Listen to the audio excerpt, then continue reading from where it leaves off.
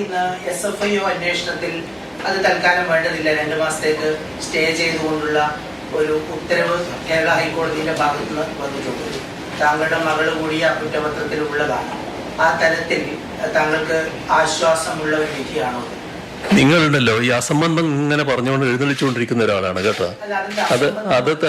അതിനു വേണ്ടി അധികം സമയം കളയണ്ട.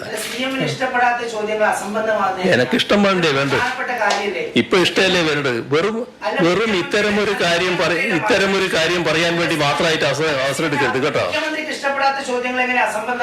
അത് അസംബന്ധമായതുകൊണ്ട് തന്നെ അസംബന്ധത്തിന്റെ ശീലക്കാരനാണല്ലോ നിങ്ങൾ. അതുകൊണ്ട് തന്നെ ആ ശീലവും കൊണ്ടൊരു പത്രപ്രവർത്തകനായിട്ട് ഇരിക്കരുതെന്നാണ് ഞാൻ പറയുന്നത്. അത്തരം ഒരു ശീലവും കൊണ്ട് പത്രപ്രവർത്തകനായിട്ട് ഇരിക്കരുത്.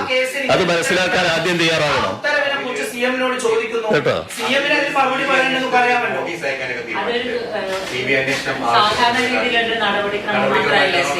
ഏത്